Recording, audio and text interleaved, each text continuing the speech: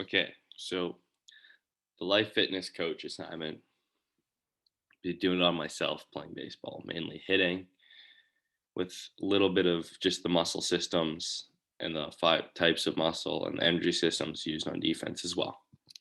So introduction, first things I'll be going over anaerobic versus aerobic, respiration, and the muscle fiber types. And then I will be going over the biomechanical efficiency of movement and then the training requirements to be good at said sport.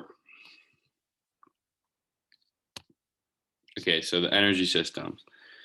Baseball is almost only used in the anaerobic system because it comprises of short spurts of energy as like a sprint to a base or to chase down a ball on defense and like the outfield, infield, go get a ground ball.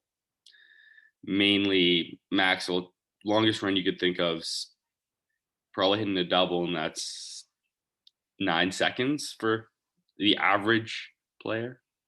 So then the ATP CP system also plays a major role for a baseball player.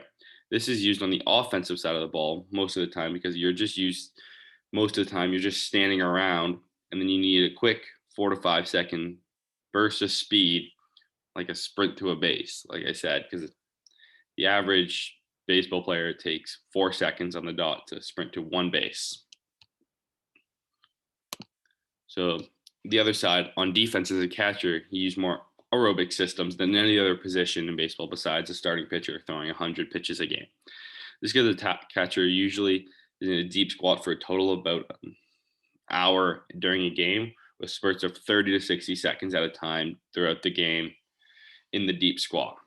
The aerobic system provides the catcher's legs with enough energy to last throughout the game without his legs crashing because he has to be able to sit in that deep squat as low as possible throughout the game. So the muscle fiber types. The catcher is in the position in baseball that uses the most equal amount of any position of slow and fast switch muscles throughout the game, depending if they're playing offense or defense at the time. They still use 90% fast and 10% slow, but this is ideal for quick and powerful contractions like swinging and then sprinting because your body never only uses one muscle fiber type regardless of the activity. All three fiber types are always used. However, usually we rely on one type of fiber more than the others to produce the energy we need based on the type of activity. Type 2X fibers are used when a player is sprinting through because a large amount of energy is needed in a short period of time. Type 2A fibers are rarely responsible for energy production in a baseball game because there isn't much need for them because they don't have any long periods of high intensity energy. And the type 2X fibers will fatigue at a quicker rate than any other fibers. So, like the in season workout schedule that I would use is so typically in junior baseball, we have one game during the week and four in the games on the weekend, so two a day. That means during the week, we usually have two practices.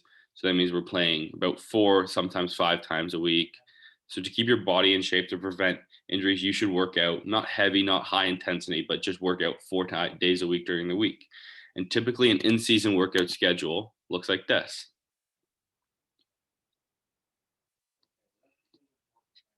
So you won't see a lot of heavy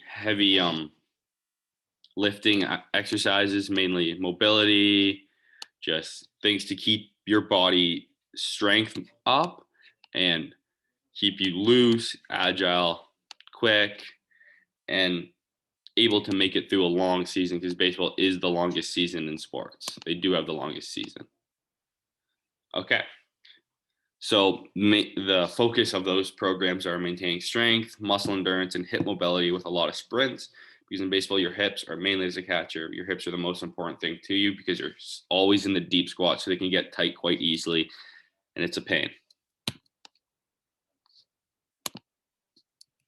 Oops.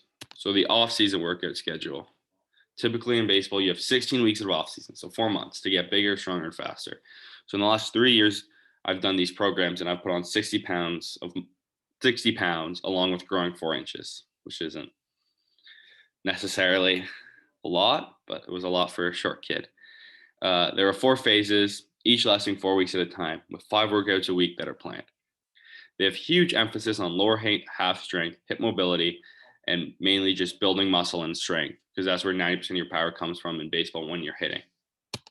So example of this is like the last phase in one of the workouts. So this would be at the end, you'll see a lot more strength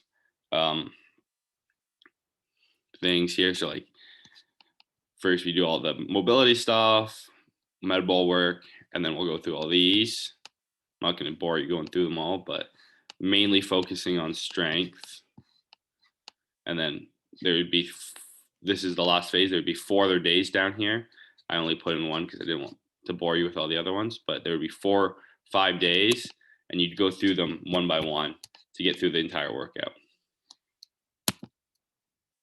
So here's like a completed day example of me. This would have been this winter. So you put down the dates for all the 4 days you do on the first page, and then you put in your weights, your sets, reps, go through it all. And there's usually a backside too, but I didn't have space. So that would be completed. That would be a full program completed. So all 4 days are done. So now the qualitative analysis. So the preliminary movements.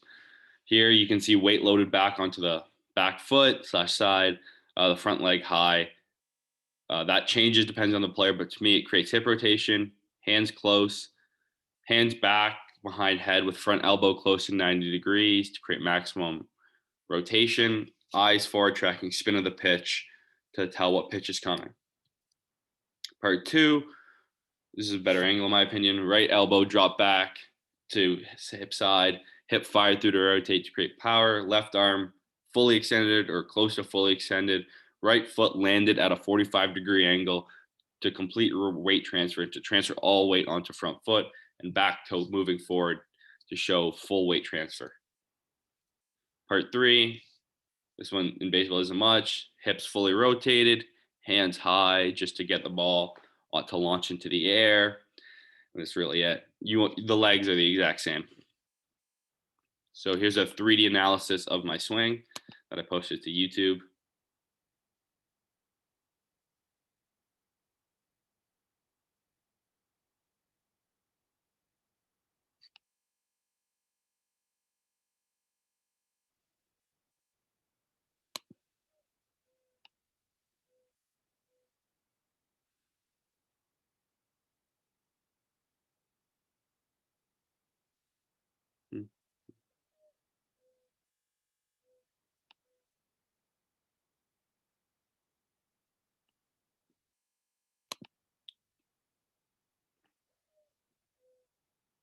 So it's just the 3D analysis of a swing. So you see hands drop, rotate through the zone. The blue line is the connection line there. So it goes through the zone, shows you the angle of your hands, the degree of your body, its center of mass. So that's a very good tool I use to find all that stuff as well. So calculating center of mass part 1. So you see there's the dot right there. So here is all the calculations. I'll move that so you can see the bottom.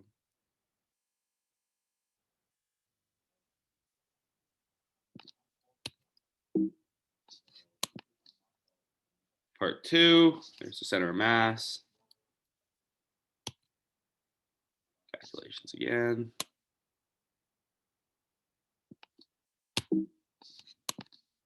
Part 3, here's the center of mass. Calculations again. There's the works cited. And that's it. Thank you.